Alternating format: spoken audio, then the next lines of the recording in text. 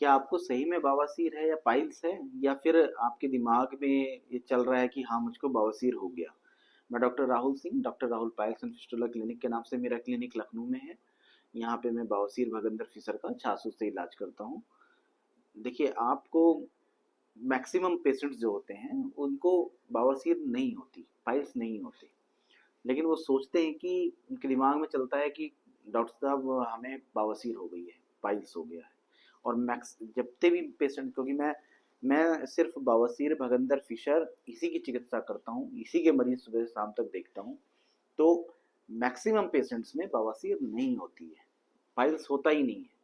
लेकिन दिमाग में पेशेंट के चल रहा होता है कि मुझे बवासीर हो गई। बाई चांस उसको लैट्रिन करते समय गुदा में कभी कोई दर्द हुआ या जलन हो गई या फिर थोड़ा बहुत खून आ गया, तो उसके दिमाग में वो चलना शुरू हो जाता है कि मुझको बवासीर जैसी बीमारी हो गई। या फिर आपने जाके गूगल में सर्च किया, सर्च करने के बाद जो आपने पढ़ना शुरू किया उसमें वो लक्षण आप अपने से कंपेयर करने लगे कि हाँ ये चीज़ें हो रही हैं, इससे मैच हो रही है, तो मुझको बवासीर हो गई।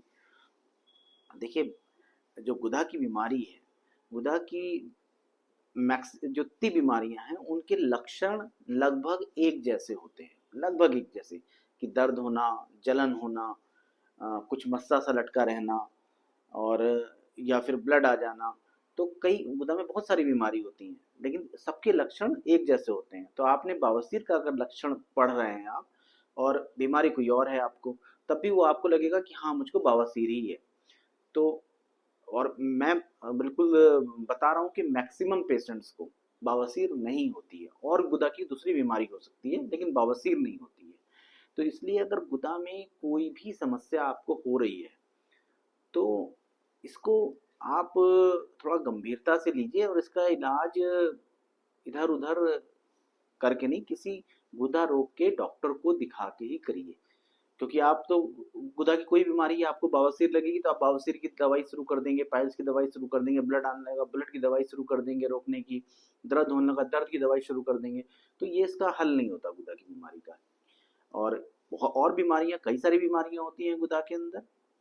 तो अगर आप शुरुआत में ही इसका ट्रीटमेंट ले लेते हैं, गुदा की जो और बीमारियां हैं या बवासीर ही है, तो आप इससे शुरू में बहुत अच्छे से इससे ठीक हो सकते हैं।